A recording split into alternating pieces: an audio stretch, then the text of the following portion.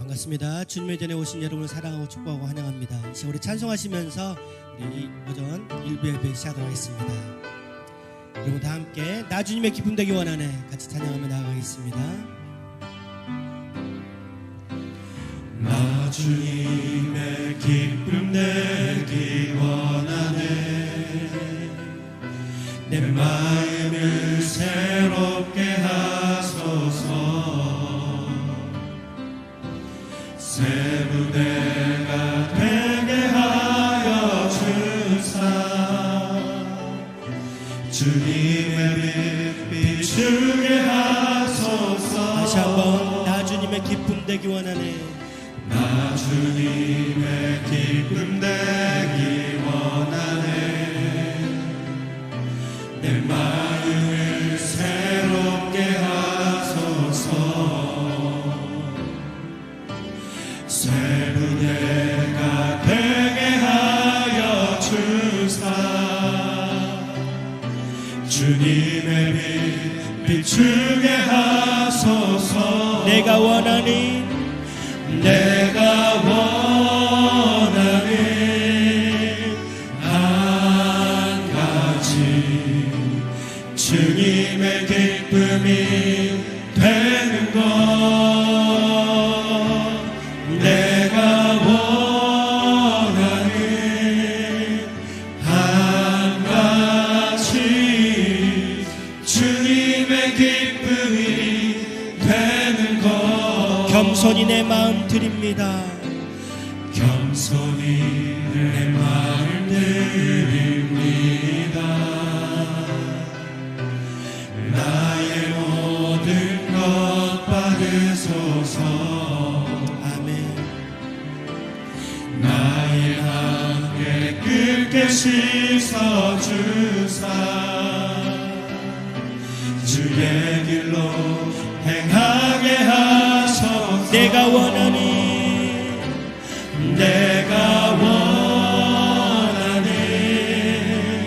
한 가지 주님의 기쁨이 되는 것. 내가 원하는 한 가지 주님의 기쁨이 되는. 내가 원하는 한 가지. 내가 원하는 한 가지 주님의 기쁨이 되는 것. 내가 원하는 한 가지 주님의 기쁨이 되는. 다시 한번 내가 원하는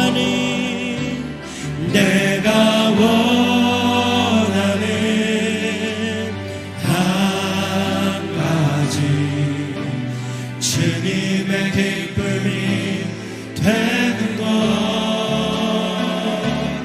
내가 원하는 한 가지 주님의 기쁨이 되는 것. 기뻐하며 경배하세 영광의 주 하나님. 주 앞에서 우리 마음 피어나는 것 같아. 죄와 슬픔 사라지고 의심 구름 거친 변함없는 기쁨의 주 밝은 빛. 우리 모두 박수치며 땅과 하늘 만물들이 주의 성씨 빛내고 별과 천사 노래소리 끊임없이 들높아. 물과 숲과 산과 골적 들판이나 바다 모든 만물 주의 사랑 기뻐 찬양하라. 우리 주님 우리 주는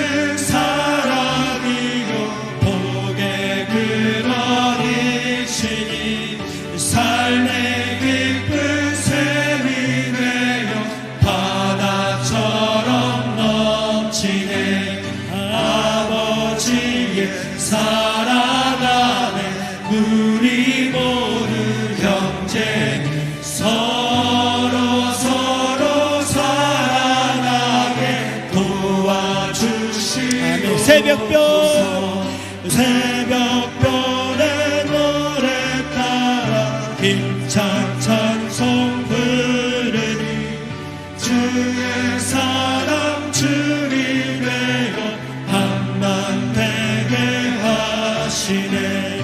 노래하며 행진하여 싸움에서 이기고 승전가를 높이 불러 주께 1절부터 다시 한번 기뻐하며 경배하세. 기뻐하며 경배하세.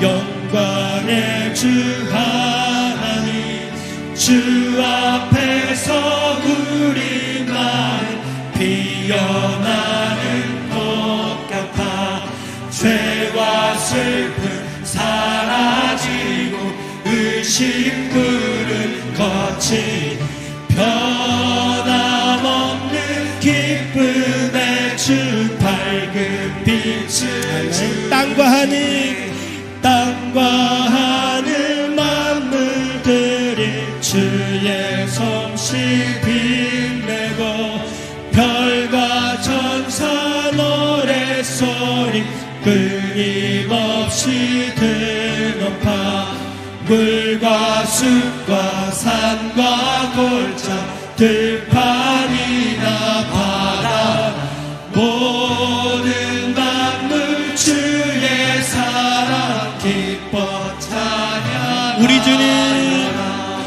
우리 주는 사랑이요 복의 근원이시니 삶의 기쁜 샘이 되어 바다처럼 넘치네. 아버지의 사랑 안에 우리 모두 형제 서로 사랑하게 도와주시. 새벽별의 노래 따라 힘찬 찬송 부르니 주의 사랑 주리 되어 한맘 되게 하시네. 노래하며 행진하여 싸움에서 이기고 승전가를 높이 불러 주께 영광 돌리세. 여기에 모인 우리 주의 은총 받을 자여. 주께서 이 자리에 주께서 이 자리에 함께 계심을 아노라. 언제나 주님만을 찬양하며 따라가리니 시험을 당할 때도 함께 계심을 믿노라. 이 믿음 더욱 굳세라. 이 믿음 더욱 굳세라. 주가 지켜주신다. 어두운 밤에도 주의 밝은 빛 인도하여 주신다. 주님이 뜻하시니 헤아리기 어렵더라도 언제나 주 뜻 안에 언제나 주 뜻 안에 내가 있으는 아노라. 사랑과 말씀들이 나를 더욱 새롭게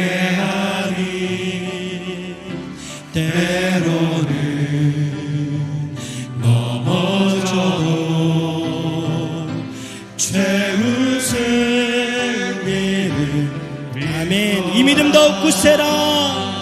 이 믿음 더욱 굳세라. 주가 지켜주신다.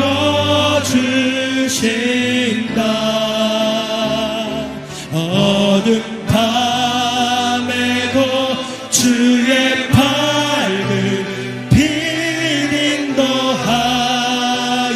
주신다. 여기에 모인 우리, 여기에 모인 우리 사랑받는 주의 자녀라. 주께서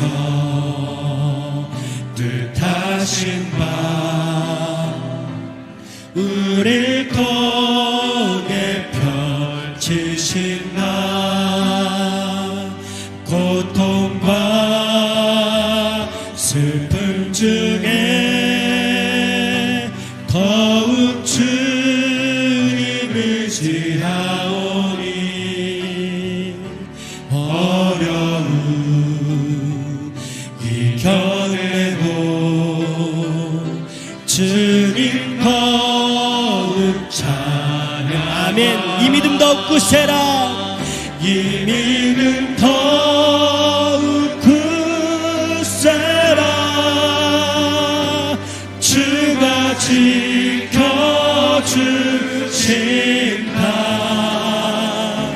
어둠 밤에도 주의 밝은 빛 인도하여 주신다. 우리 모두 두 손 높이 들고 이 믿음 더욱 굳세라. 이 믿음 더욱 굳세라. 주가 지켜주신다.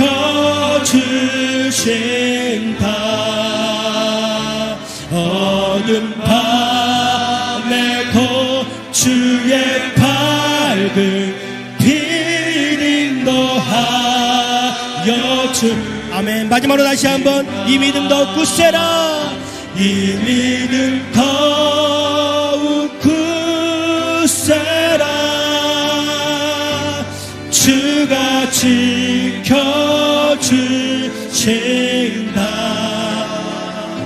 어둠 밤에도 주의 밝은 빛 인도하여 주신다.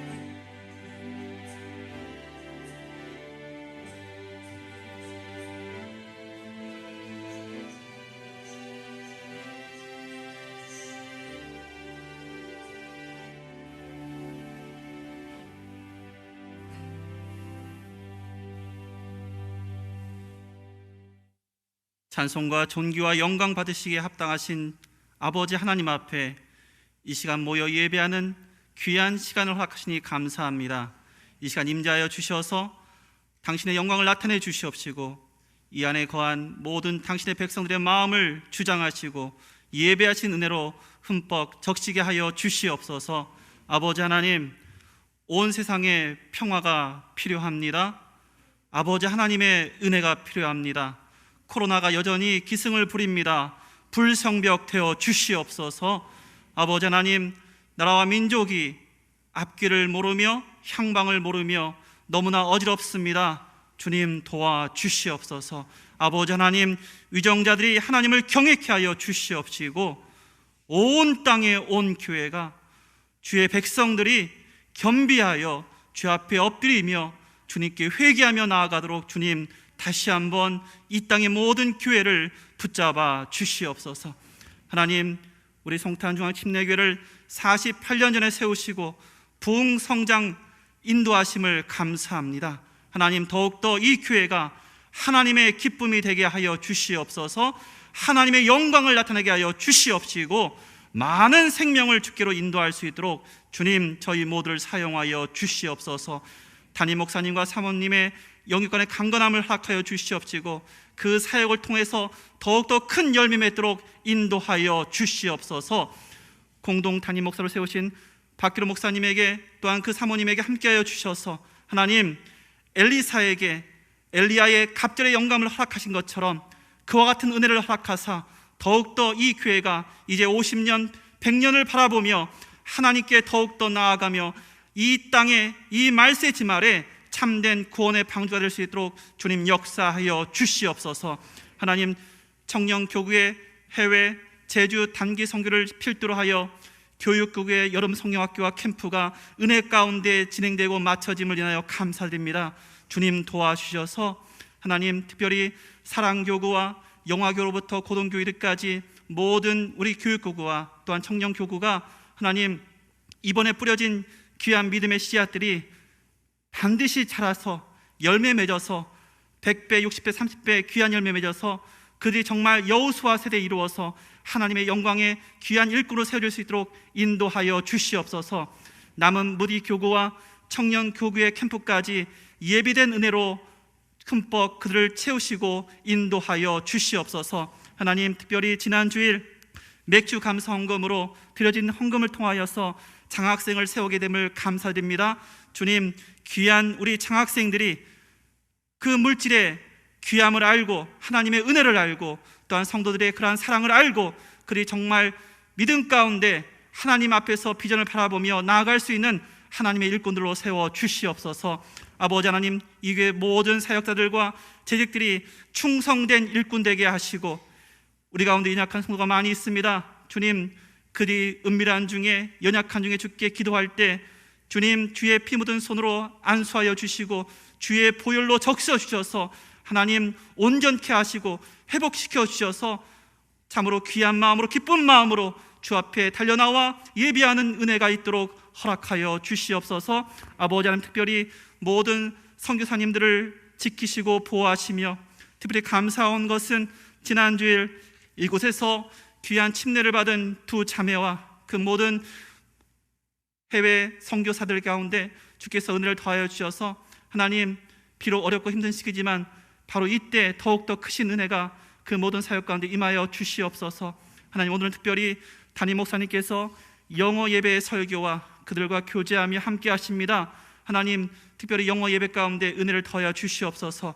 그리고 또한 우리 스티븐 목사님 가정이 앙신령의 일정을 잘 마치고 귀국할 때까지 인도하시며 지켜주시옵소서. 이제 말씀을 듣습니다. 세우신 박기로 목사님께 성령의 두루마리 입히시고 주의 권능의 오른팔로 붙드시사 그 입으로 진리와 생명의 말씀을 허락하사 모든 성도들에게 참된 은혜의 시간 되게 하여 주시옵소서. 아셀 충탄의 찬양을 받아 주시옵시고 모든 돕는 손길 가운데 신령한 은혜와 복을 내려 주옵소서. 이 모든 말씀 예수님의 이름으로 감사하며 기도하옵나이다. 아멘.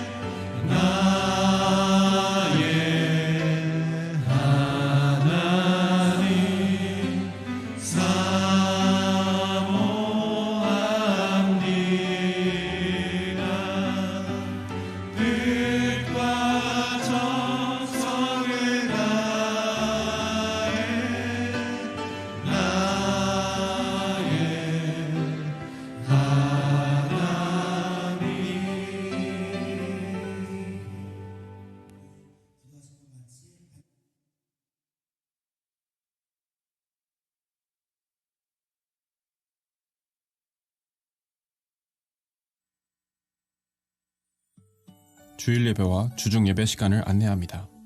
한국 예배는 8시, 10시, 12시, 오후 2시 현장 예배와 온라인, 영어 예배는 10시 현장 예배와 온라인으로 드립니다.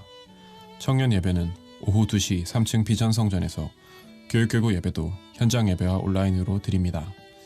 주일부터 금요일까지 모이는 새벽 기도는 오전 5시 현장 예배, 수요일 오전 10시 어머니 기도회는 현장과 온라인, 저녁 7시는 현장 예배, 금요 심야 기도회는 저녁 9시에 현장 예배와 온라인으로 드립니다. 목장 모임도 목장별로 모이고 있습니다.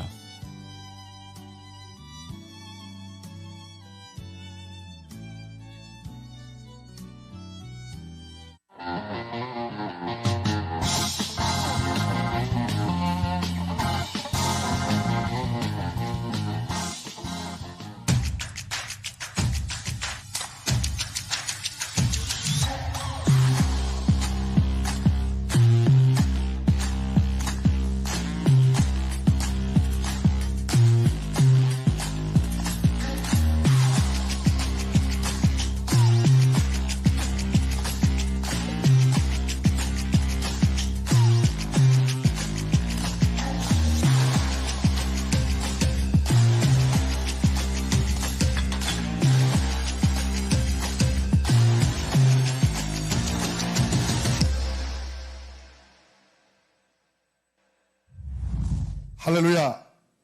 미국의 클락 사령관은 홋카이도를 떠나면서 일본 사람들에게 이렇게 말했습니다. Boys be ambitious. 소년들이여 야망을 가져라. 아니 어쩌면 성경적으로 말한다면 꿈을 가져라. 그 말이 옳을 것입니다. 사랑하는 청년 여러분, 대학생 여러분, 중고생 여러분, 어린이 여러분, 이번 총회가 준비한 캠프에 꼭 오시기 바랍니다. 다음 세대, 꿈을 갖고 일어날 때 하나님께서 여러분을 통하여 미래의 놀라운 세계를 만드실 줄로 믿습니다. 여러분의 삶은 행복하고 멋지고 근사한 삶이 될 것입니다. 아름답게 준비했습니다. 멋지게 준비했습니다. 꼭 오시기 바랍니다.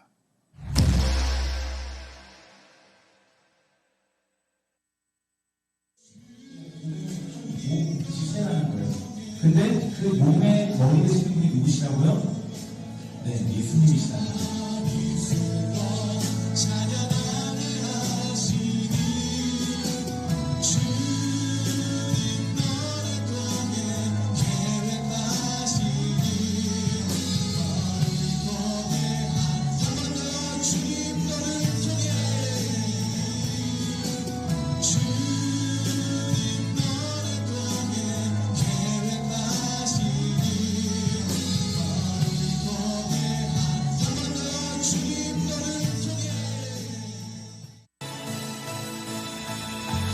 여호와 주님 주를 찬양해 주를 높이세 여호와 주님 승리의 깃발 높이 드셨네 여호와 주님 주를 찬양해 주를 높이세 여호와 주님 승리의 높이 드셨네 여호와 니시 주를 찬양해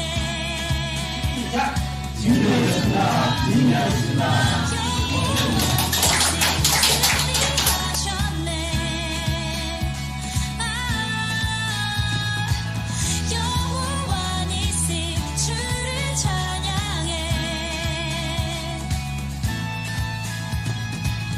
여호와 니시 승리하셨네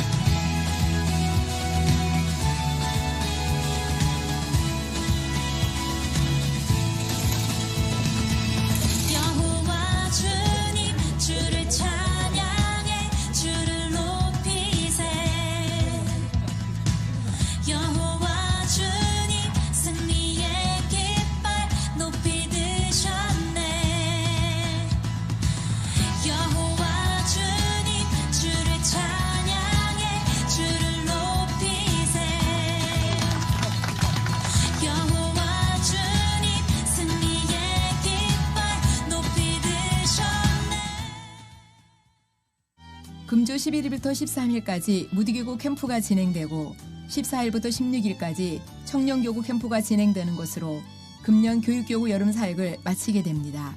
끝까지 기도해 주시기 바랍니다. 평택 북부 지역 8.15 광복절 기념 연합 예배가 다음 주 8월 14일 주일 오후 2시 드림교회에서 있습니다. 금주의 단신입니다. 1차 목자 성지순례에 참여하지 못한 목자들을 위한 2차 성지순례가 8월 27일 토요일 오전 7시 출발 예정으로 준비됩니다. 교구장에게 신청 바랍니다. 주일 오후 3시부터 5시까지 카페에서 봉사할 분을 찾습니다. 문의는 노미초 전도사님께 해주시기 바랍니다. 교인 동정입니다.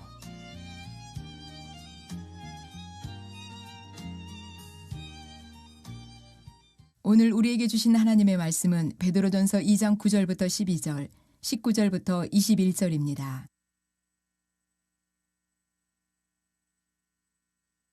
그러나 너희는 택하신 족속이요 왕 같은 제사장들이요 거룩한 나라요 그의 소유가 된 백성이니 이는 너희를 어두운 데서 불러내어 그의 기이한 빛에 들어가게 하신 이에 아름다운 덕을 선포하게 하려 하심이라.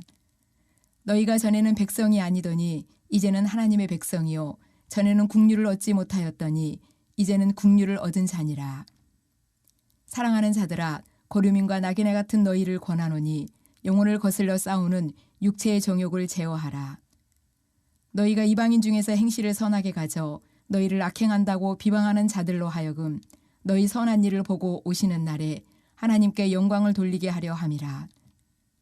부당하게 고난을 받아도 하나님을 생각함으로 슬픔을 참으면 이는 아름다우나 죄가 있어 매를 맞고 참으면 무슨 칭찬이 있으리요. 그러나 선을 행함으로 고난을 받고 참으면 이는 하나님 앞에 아름다우니라. 이를 위하여 너희가 부르심을 받았으니 그리스도도 너희를 위하여 고난을 받으사 너희에게 본을 끼쳐 그 자취를 따라오게 하려 하셨느니라.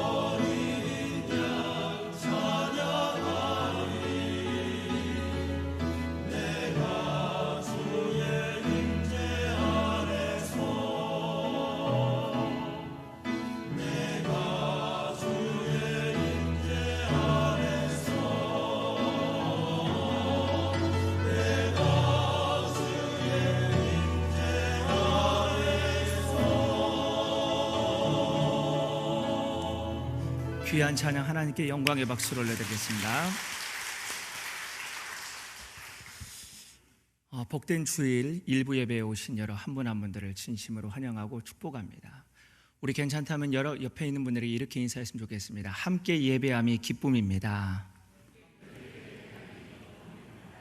예, 영상 광고를 보셨던 것처럼 특별히 우리 교회에 교육교구에 있는 수없는 어린 아이들의 또 캠프와 수련회가 은혜 가운데 마치게 되었고, 돌아오는 또 무디교구와 또 우리 청년교구의 은혜로운 또 수련회와 캠프를 위해서 기도해 주셨으면 감사하겠고, 특별히 우리 배국순 담임 목사님께서 오늘 영어 예배 속에서 설교하며 또 귀한 엘더들과 함께 교제하는 시간을 갖는데 여러분들의 많은 기도 부탁드립니다. 함께 봉독했던 말씀을 붙잡고 설교하기에 앞서서 기도하겠습니다. 주님, 말씀하여 주옵소서.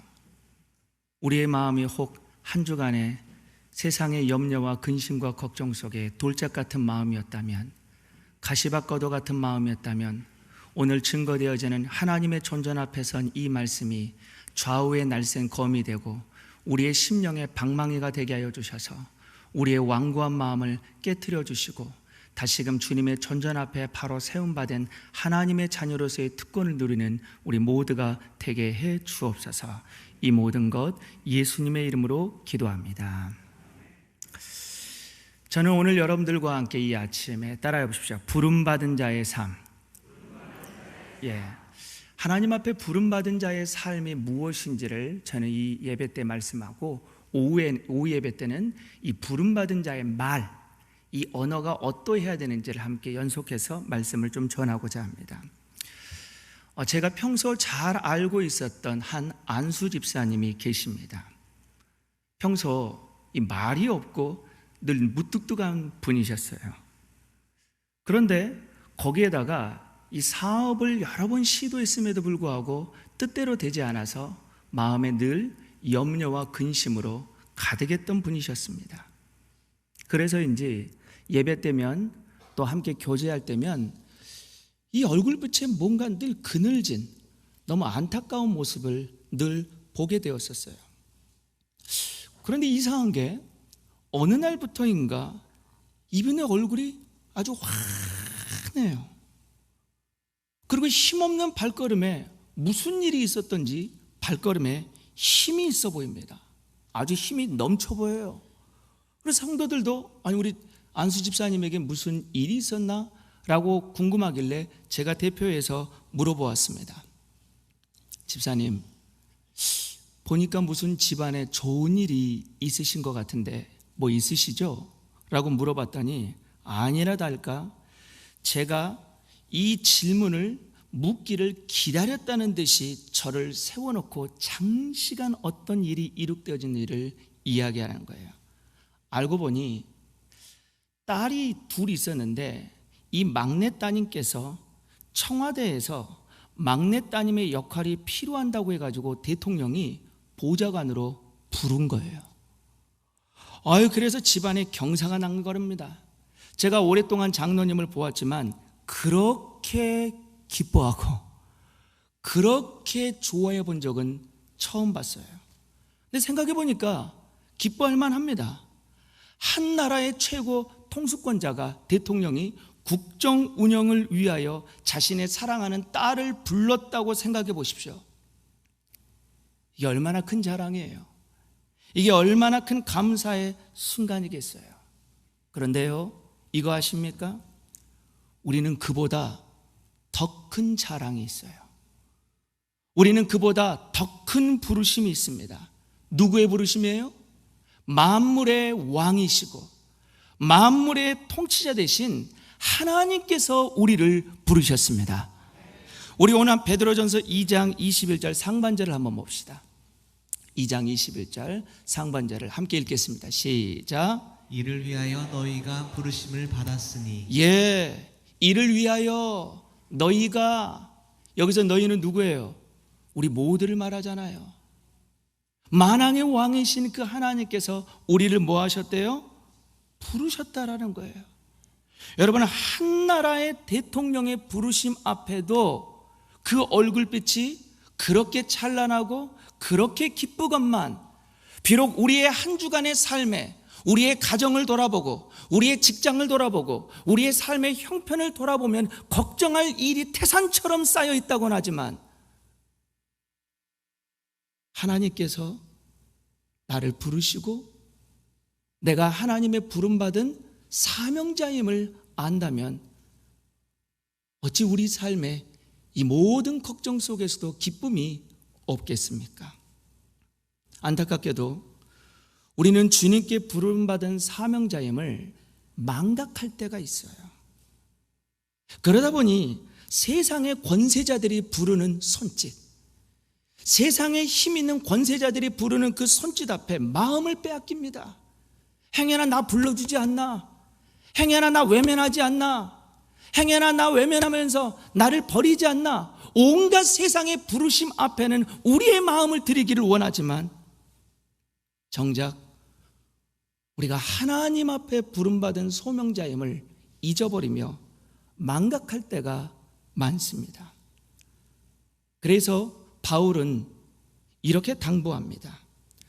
옥중에 갇힌 일명 옥중서신이라는 이 에베소서에서 4장 1절에서 베드로는 우리를 향해 이렇게 당부합니다. 우리 함께 읽겠습니다. 베드로 에베소 4장 1절 시작. 그러므로 주 안에서 갇힌 내가 너희를 권하노니 너희가 부르심을 받은 일에 합당하게 행하여. 예, 비록 우리가 갇혀 있지만 갇힌 듯한 삶이지만 그럼에도 주님 앞에 부름받은 자유함을 영적으로 자유함을 얻은 우리는 부르심을 받은 일에 뭐하며 살아야 된대요? 합당하게 살아야 된다는 거예요.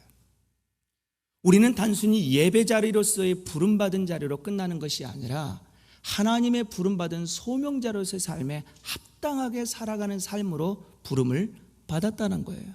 자, 그렇다면 도대체 주님께 부름을 받은 합당한 삶이란 무엇일까요? 먼저는 첫째로 우리는 새로운 정체성을 가지게 되었습니다. 따라합시다. 우리는 새로운 정체성을 가지게 되었다.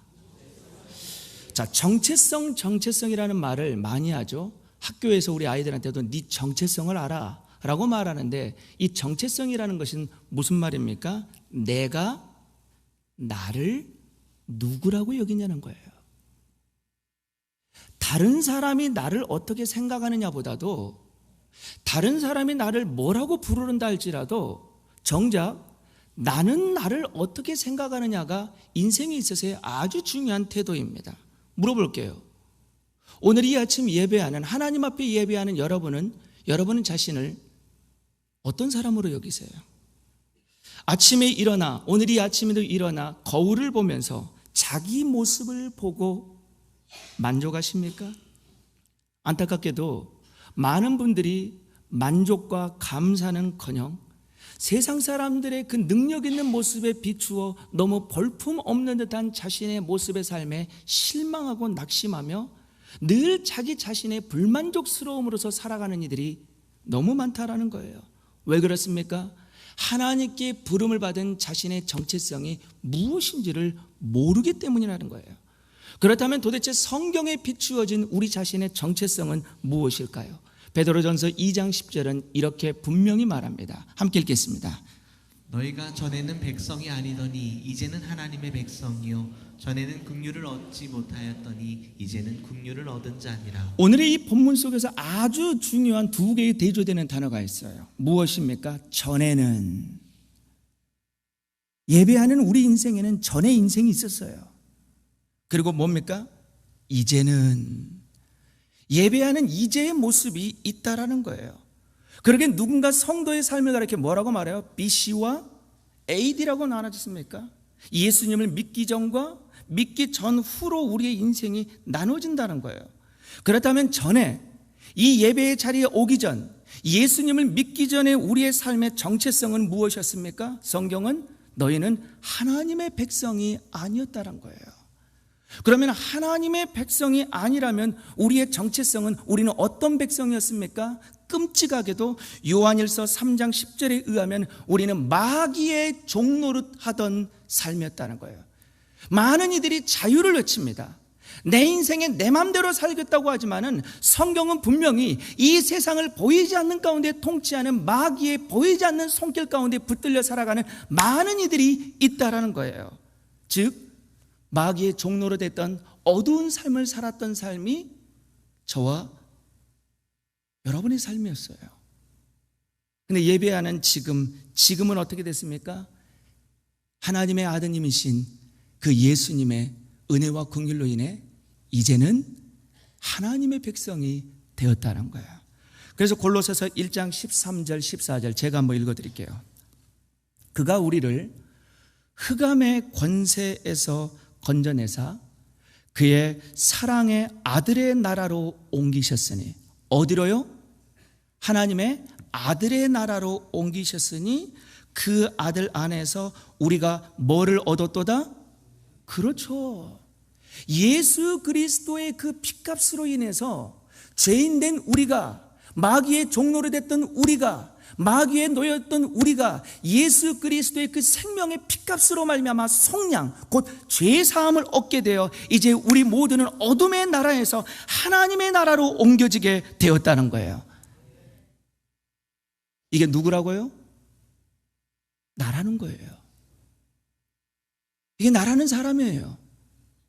그렇게 베드로전서 2장 9절은 우리의 정체성을 가리켜 한 걸음 더 나아가 이렇게 말합니다. 너희는 택하신 족속이요, 너희는 왕같은 제사장이요, 너희는 거룩한 나라요, 너희는 그의 소유된 백성이라.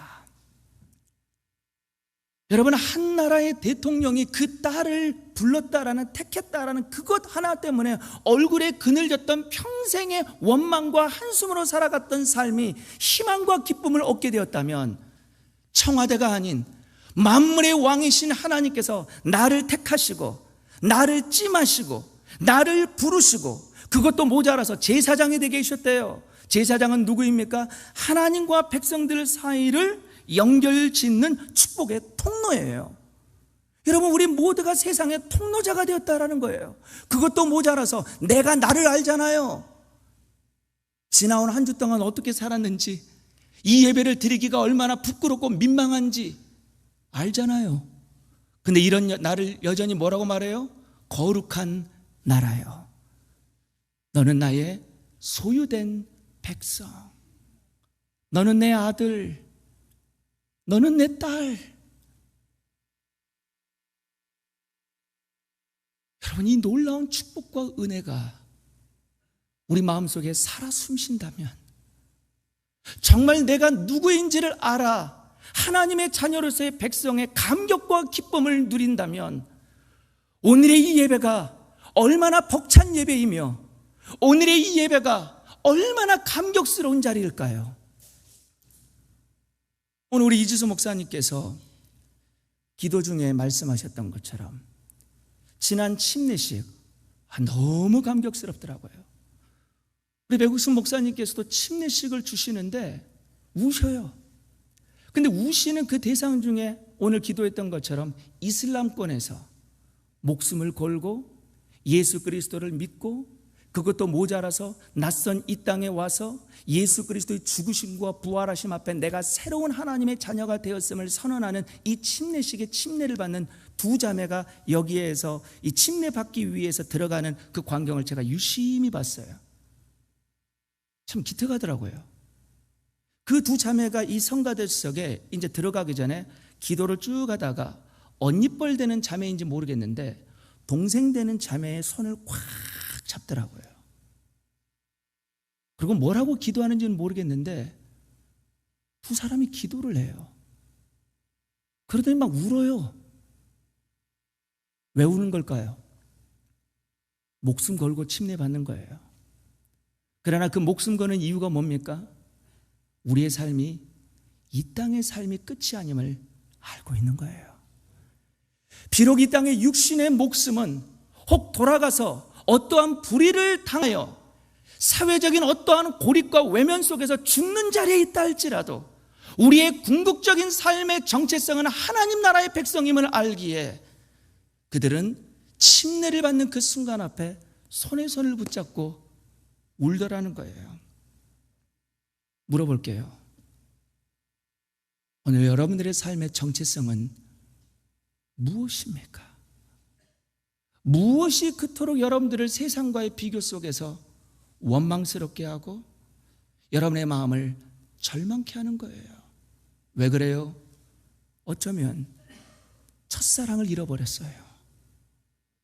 거듭나기는 했지만 자라지 못하고 자라지 못하는 그 마음이 하나님과의 친밀한 교제와 끊임없는 예배 속에서 감격스러운 하나님의 존전 앞에 나아갔던 저 은혜에서 멀어져 버렸던 삶은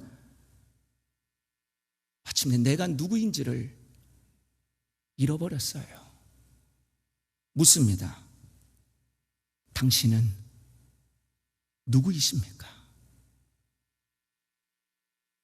한 걸음 더 나아가 부름받은 우리는 내 자신이 누구인지 알 뿐만 아니라 따라합시다. 나의 목적을, 인생의 목적을 따라 살아간다. 예. 자신의 정체성이 분명한 사람은요, 자기 인생의 목적이 뭔지를 분명히 알아요. 새로운 정체성을 가졌다면 그 정체성에 따른 합당한 목적대로 살아야 됩니다. 따라서 부름받은 우리는 이 세상의 사람들과 목적이 다를 수밖에 없는 거예요. 여러분 아시죠? 이 땅에 사는 사람들의 목적은 무엇입니까? 대부분 나의 만족이에요. 돈 하는 것 같지만 돈 없으면 괄시받는 것 같고, 돈 없으면 무시받는 것 같고, 돈 없으면 우리 자녀가 외면받을 것 같으니까 사실 돈 그 자체의 목적이 있는 것보다도 돈을 사랑함이 일만하게 뿌리라고 말하는데, 돈을 사랑하는 곧 나를 사랑하는 것이 이 세상 모든 사람들의 목적이에요. 심지어는 선을 행함도, 어떤 이들은 오늘 이 자리에 예배를 드리는 이 순간마저도 예배를 하나님께 드리기 위해서 오는 것이 아니라 예배를 드리는 이 순간 나의 만족과 나의 감정적인 즐거움을 위해서 예배드리고 있다면, 그래도 예배드리는 거 잘한 거 있지만 그건 신령과 진정으로 드려지는 예배가 아니에요. 예배의 목적은 나를 위함이 아닙니다. 근데 어느 순간 세상에 있는 모든 사람들의 목적이 그래요. 공부를 해서 뭐라고 말합니까? 부모들이 공부해서 남 주냐는 거예요. 여러분, 그리스도를 믿는 우리에게 있어서는 공부해서 남을 줘야 되는데, 공부해서 선교를 해야 되는데, 공부해서 우리의 인생을 드려야 되는데, 세상 사람과 똑같아요. 공부해서 남 주냐는 거예요. 인생의 모든 목적이 나에게 있는 겁니다. 그러나 기억하십시오. 하나님께 부름을 받은 성도의 목적은 나에게 있지 않아요. 그럼 어디에 있습니까? 자, 베드로전서 2장 12절 한번 읽어봅시다. 시작. 너희가 이방인 중에서 행실을 선하게 가져 너희를 악행한다고 비방하는 자들로 하여금 너희 선한 일을 보고 오시는 날에 하나님께 영광을 돌리게 하려 합니다. 예. 베드로는 왕 같은 제사장으로 부름받은 곧 하나님의 백성인 우리를 향해 삶의 목적이 있으니 모든 이들에게 모든 선한 행실을 하되, 그 모든 선한 행실은 결국 누구에게? 하나님께 영광이 되게 하려 함이라. 바울도 말하잖아요. 먹든지 마시든지 무엇을 하든지 하나님께 영광을 돌리게 하라. 그런데 이게 사실 이 본문을 쓰고 있는 베드로의 이 말 앞에 이 편지를 받고 있는 성도들에게는 굉장히 베드로의 말이 사실 고통스러운 말입니다. 왜냐하면 이 본문을 좀 더 심도 있게 이해하기 위해서는 쓰여진 배경을 좀 알 필요가 있는데, 우리가 본문의 19절을 보면 아시겠지만 이 당시에 그리스도인들은 사회로부터 아주 부당한 취급을 받았어요. 오늘 우리 사회가 코로나로 인한 이 끊임없는 교회가 때로는 사람들로부터 오해를 받고 공격을 받고 혐오스러운 존재의 대상이 되는 것이 불편하지만, 이거는 이 당시 베드로전서가 쓰여진 성도들의 그 삶의 배경에 비하면 아무것도 아니에요. 그리고 곧 네로의 핍박이 임하기 징조가 보일 때입니다. 예수를 믿는다는 그 이유 하나만으로 원형 경기장에 내몰려서 굶주린 사자로부터 살점이 뜯어나가고 뼈가 으그러지는 그런 고통스러운 삶의 자리로 내몰림을 당하는 것이 바로 그 당시 성도들의 삶이었어요. 그러니 억울하죠. 그러니 분통이 터지죠. 그런데 이런 분통 터질 억울한 상황 속에서 베드로는 지금 이 편지를 받는 자들에게 뭐라고 말하고 있습니까? 모든 자에게 모든 선을 베풀라라는 거예요. 특별히 그 대상까지 아주 찍어줘요. 누구에게 선을 베풀어야 되는지. 우리가 읽지는 않았지만 13절 18절에 보면은 선을 베풀어야 될 대상을 크게 세 가지로 말합니다. 왕과 총독, 그리고 어리석고 무식한 말을 하는 사람들, 그리고 까다롭게 대하는 주인들, 이 외의 모든 사람들을 향해 존중하고 사랑하라는 거예요. 근데 베드로의 이 권면이 그 당시의 성도들에게는 굉장히 납득하기가 어려워요. 왜냐하면 그리스도인들을 지금 핍박하고 죽이라는 명령을 누가 내렸어요? 왕과 총독이에요. 온갖 음해와 거짓 비방을 지금 누가 만들고 있어요? 어리석고 무식한 자들이에요. 그리고 그리스도인이 된 노예가 있어요. 근데 이 그리스도인이 된 노예들을 누가 괴롭히고 있습니까? 까다로운 주인들이에요. 어쩌면 성도라고는 하지만 가까이 할 수 없는 대상, 하나님의 백성이지만 가까이에겐 너무나도 어려운 세상 사람들. 근데 베드로는 그들을 향해 뭐라고 말하고 있습니까? 모든 선을 행하라는 거예요. 아름다운 덕을 선포해라는 거예요. 도저히 이해할 수 없는 베드로의 권면입니다. 그렇다면 왜 그런 선을 행하라고 말하고 있습니까? 다른 게 아니에요. 하나님께 영광이 되기 위함이라는 거예요. 하나님께 영광이 되게 하기 위해서는 부당한 사람들, 까다로운 사람들, 내 생명을 위협하는 그 어떤 이들에게마저도 선을 베푸고 사랑을 행하는 것이야말로 우리 인생의 목적인 하나님께 영광이 되더라는 거예요. 그러면 왜 부당한 상황 속에서 선을 행함이 그렇게 하나님께 영광이 되는 것일까요? 아주 쉽습니다. 세상에서는 그 모습을 볼 수가 없어요. 세상 사람들도 선을 행합니다. 세상 사람들도 선을 대합니다. 그런데 아시죠? 그 선을 행함은 조건적인 반응이에요. give and take이에요. 내가 주는 만큼 주는 게 세상의 사랑이에요. 모두가 다 그렇게 살아요. 그런데 유독 그리스도인들만이, 예수를 믿는다라는 그리스도인들만이 아무리 핍박을 하고 아무리 외면을 하고 아무리 힘겹게 하는데도 불구하고 악을 악으로 갚지 아니하고 오히려 악을 선으로 담대하는 그 모습을 바라보면서 그 찬란한 빛된 행실 앞에 사람들이 혼란스러운 거예요. 그리고 묻습니다. 저들은 누구냐? 저들의 인생의 목적은 뭐냐? 그때야 그들은 깨닫습니다. 저들의 저러한 선한 행실은 바로 예수 그리스도를 믿기 때문이구나. 그 예수 그리스도를 믿게 하신 하나님의 사랑이 놀랍구나 라고 말하면서 믿지 않는 자의 입술에서 하나님의 영광이 드러나게 되더라는 거예요. 이게 우리 삶의 목적이라는 거예요. 그러게 일찍이 예수님도 마태복음 5장 16절에서 이렇게 말씀하지 않으셨습니까? 읽겠습니다. 이같이 너희 빛이 사람 앞에 비치게 하여 그들로 너희 착한 행실을 보고 하늘에 계신 너희 아버지께 영광을 돌리게 하라. 하나님께 영광 돌리는 삶. 단순히 이 자리에 예배 속에 하나님 앞에 마음을 드리고 시간을 드리고 물질을 드리는 게 끝나는 것이 아니에요. 하나님께 드려지는 이 영광은 예배당 안에서만이 머무르는 제한적인 영광이 아닙니다. 우리의 일상의 삶, 우리의 24시간의 삶, 우리의 모든 삶의 전 영역 속에서 우리의 착한 행실, 우리의 거룩히 구별된 행실, 어두운 이 세상의 한복판에 마귀의 종로로 됐던 세상과는 다른 차별된 그 삶, 이것이 드러나고 보여질 때 누구에게 영광이 된대요? 하나님께 영광이 되더라는 거예요. 묻고 싶어요. 여러분들의 삶의 목적은 교회 안에서만이 아닌 일상의 모든 삶의 전 영역 속에서 하나님께 영광을 돌려드리기 위한 빛과 소금의 삶을 살고 계십니까? 근데 마지막으로 부름받은 성도의 정체성은 마지막으로 새로운 모델을 본받게 됩니다.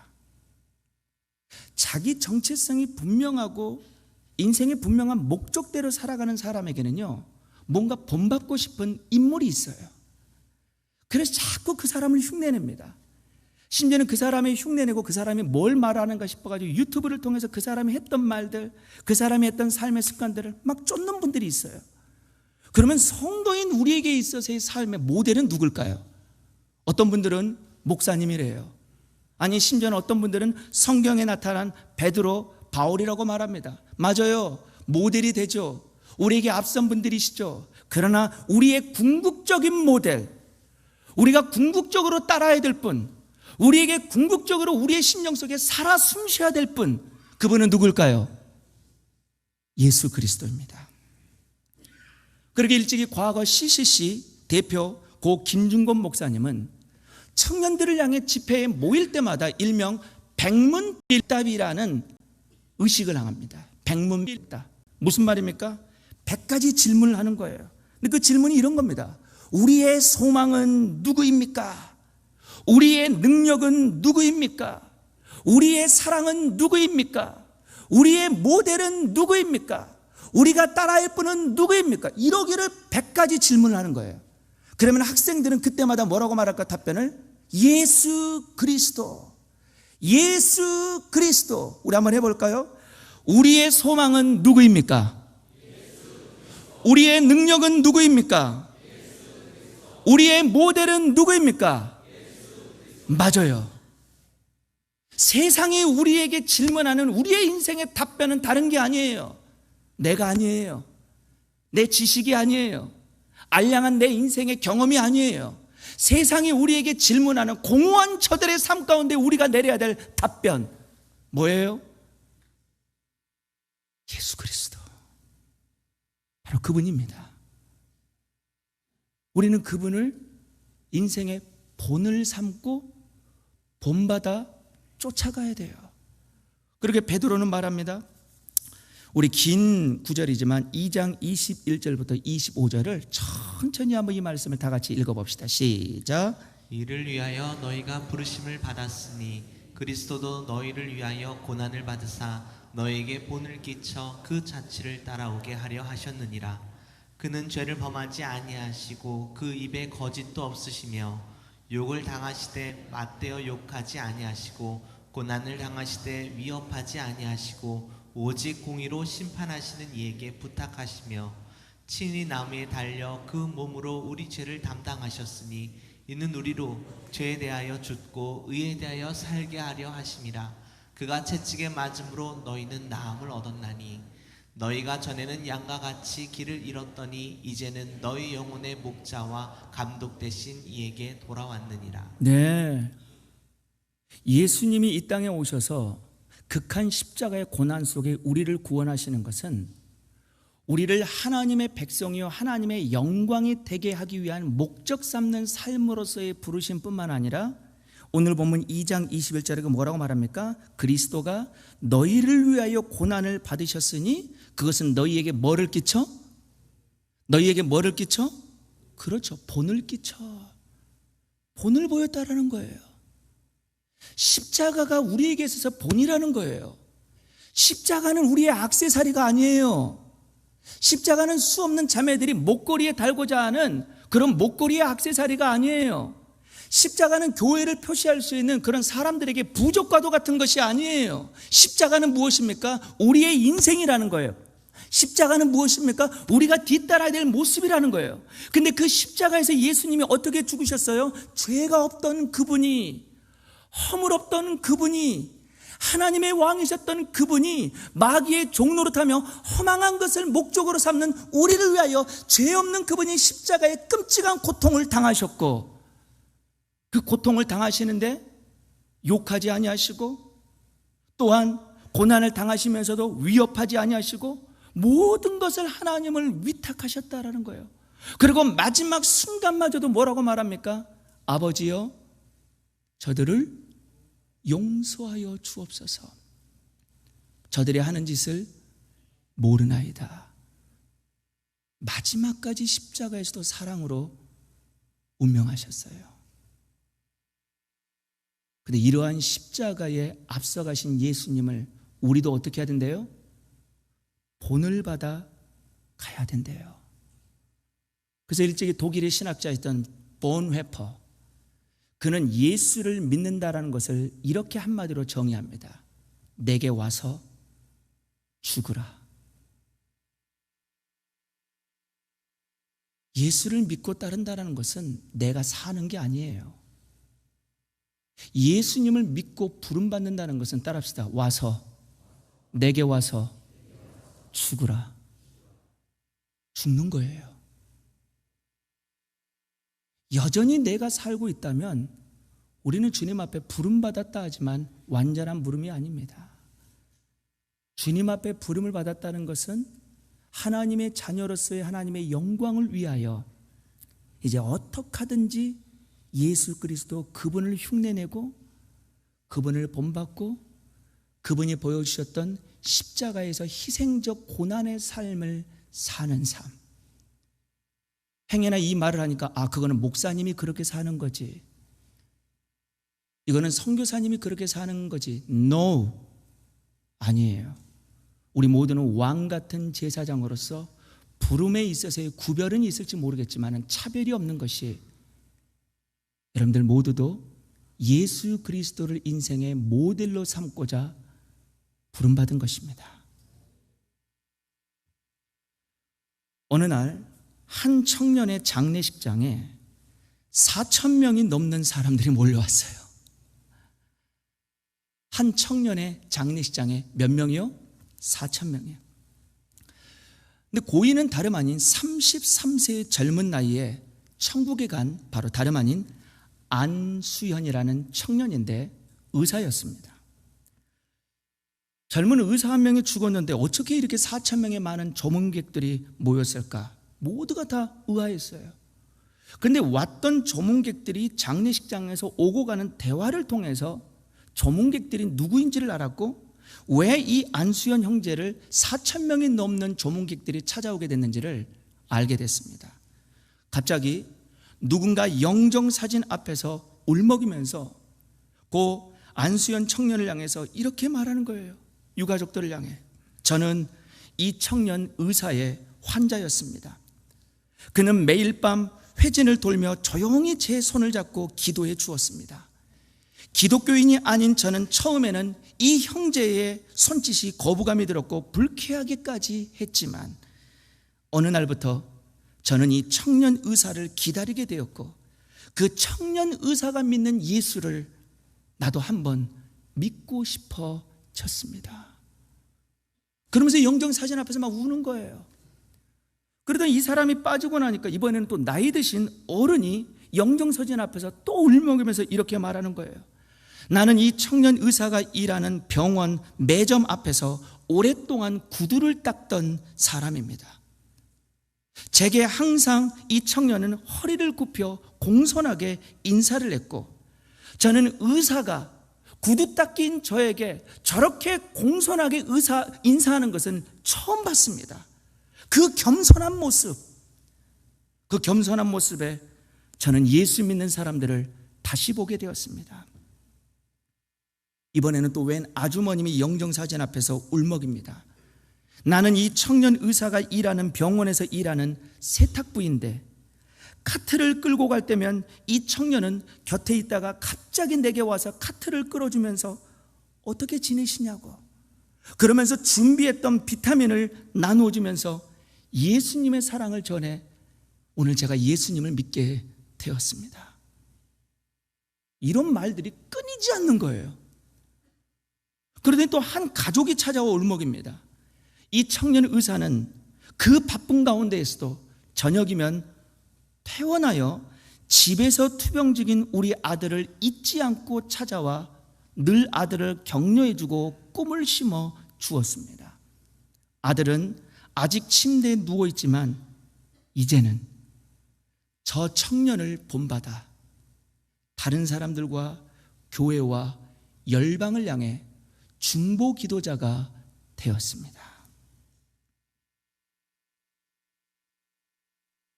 짧은 33세의 인생을 살았지만 의사로서 사람들로부터의 인텔리한, 어쩌면 인간적인 존경과 삶의 허영심을 보여줄 수 있는 자리였음에도 불구하고 겸손한 모습, 그리고 늘 큰 가방을 가지고 다녔어요. 그 큰 가방에는 두 가지가 있었대요. CCM 찬양과 작은 신앙 책자. 누구를 만나든 선물을 하고 복음을 전하고, 누구를 만나든 자신의 인생에 있어서 감격스럽게 배웠던 그 예수를 전하는 그 삶. 도대체 왜 이런 삶을 살았을까? 누군가는 이렇게 말합니다. 이 청년은, 안수현 청년은 편지를 쓸 때마다 늘 편지의 끝에 자기 이름을 가리켜 이렇게 말했다고 합니다. 예수 그리스도의 스티그마 안수현. 스티그마라는 뜻이 무엇입니까? 흔적이라는 뜻이에요. 바울이 말하죠. 나는 내 인생에 예수 그리스도의 고난의 흔적이 내게 있다. 사랑하는 여러분,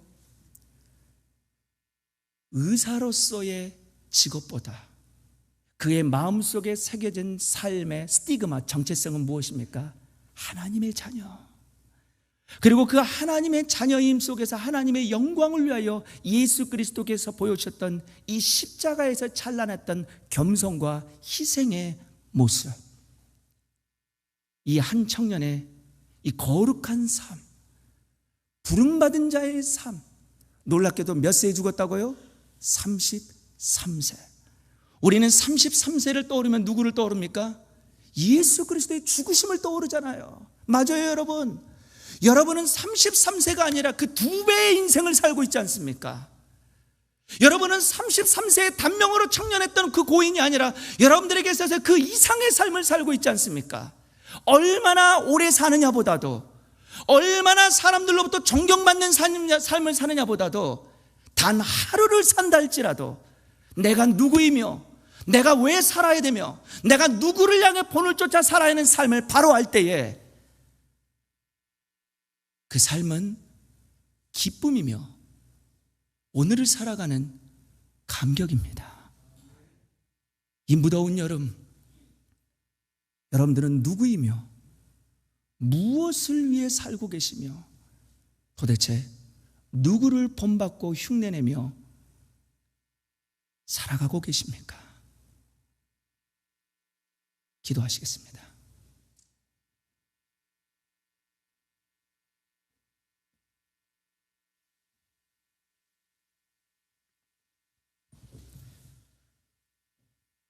우리 함께 기도합시다. 너희가 전에는 하나님의 백성이 아니더니 이제는 하나님의 택한 백성이 되어 왕같은 제사장, 거룩한 나라, 하나님의 백성. 오늘 여러분들에게 있어서는 이것이 말뿐이 아닌 진정 존재감에서 오는 삶의 실현으로 살아가고 계십니까?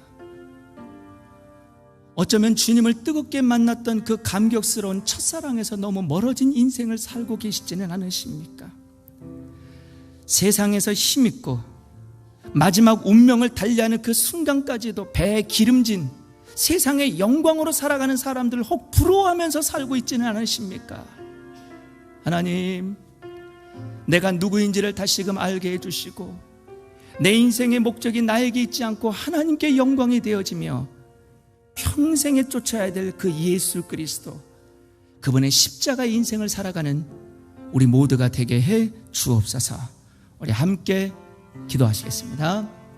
하나님 아버지, 오늘 사랑하는 우리 모든 성도들의 마음의 심령 속에 다시금 이 베드로가 이 핍박과 환난 속에 있는 성도들을 향해 말씀하였던 이 놀라운 도전이 오늘 우리 삶에도 동일하게 실현되어질 수 있도록 주님 인도하여 주시옵소서.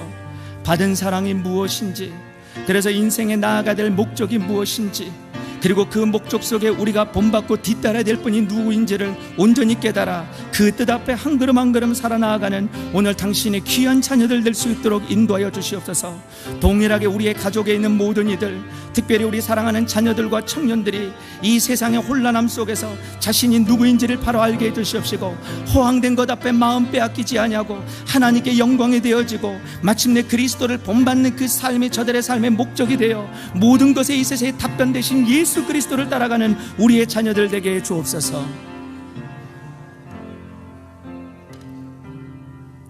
하나님 아버지, 나는 하나님의 자녀입니다. 내 인생의 목적은 하나님께 있습니다. 내 인생의 모델, 내가 뒤따라야 될 분은 바로 주님이십니다. 오늘 받은 이 말씀을 가지고 한 주간의 삶에 부름받은 자의 삶을 살게 해주시고, 이 부름받은 자로서의 감격과 기쁨 앞에 내가 누리는 모든 것들이, 내가 얻는 모든 것들이 하나님에게서 온 것임을 믿음으로 고백하고자 드려진 이 헌금을 통해 하나님 영광 받아 주옵소서. 평생의 삶이 받는 데에 기뻐하지 않고 드리기를, 주는 것을 기뻐하는 부름받은 자의 삶이 되게 해 주옵소서. 예수 그리스도의 이름으로 기도합니다. 우리 함께 헌금고 드려지는 봉헌과 함께 찬양하시겠습니다. 이 세상을 사는 동안에, 이 세상을 살아가는 동안에 나의 힘을 의지할 수 없으니 기도하고 낙심하지 말 것은 주께서 참 소망이 되시니. 2절 찬양합니다. 주의 길을 걸어가는 동안에 세상에 것 의지할 수 없으니 하나님의 백성으로 감사하고 낙심하지 말 것은 주께서 참 기쁨이 되시니. 우리가 원하고 바라는 것은 하나님의 꿈이 나의 비전이 되고 예수님의 성품이 나의 인격이 되고 성령님의 권능이 나의 능력이 되길 원하고. 다시 한번 찬양합니다. 하나님의 꿈이 나의 비전이 되게 하소서. 하나님의 꿈이 나의 비전이 되고 예수님의 성품이 나의 인격이 되고 성령님의 권능이 나의 능력이 되길 원하고. 우리 두 손 높이 들고 함께 찬양합니다. 내 인생의 꿈은 하나님의 꿈이 나의 비전이 되고 예수님의 성품이 나의 인격이 성령님의 권능이 나의 능력이 되길 원하고 바라고 기도합니다. 원하고 바라고 기도합니다. 축도하기 전 다시 한번 응답해 보십시오. 한 주간 원하고 바라고 기도하는 것이 뭐예요? 원하고 바라고 기도하는 목적이 뭐예요? 원하고 바라고 기도하는 뒤따르고 싶은 모델이 누구예요?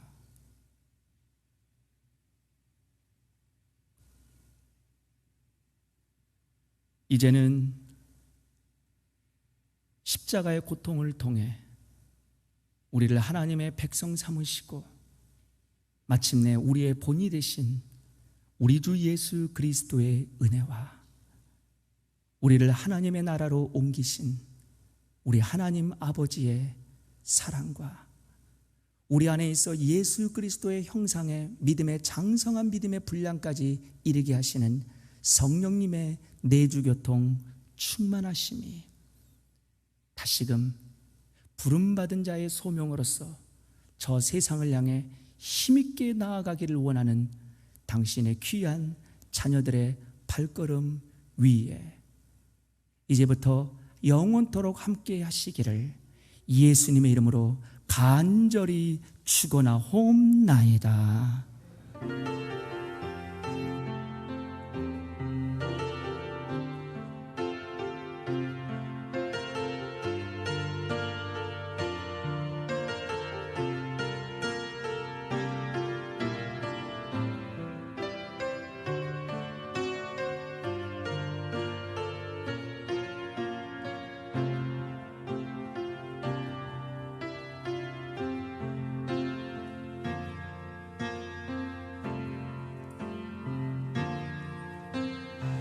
세상을 살아가는 동안에 나의 힘을 의지할 수 없으니 기도하고 낙심하지 말 것을 주께서 참 소망이 되시리라. 주의 길을 걸어가는 동안 주의 길을 걸어가는 동안에 세상의 것 의지할 수 없으니 감사하고 낙심하지 말 것을 주께서 참 기쁨이 되시니 하나님의 꿈이 하나님의 꿈이 나의 비전이 되고 예수님의 성품이 나의 인격이 되고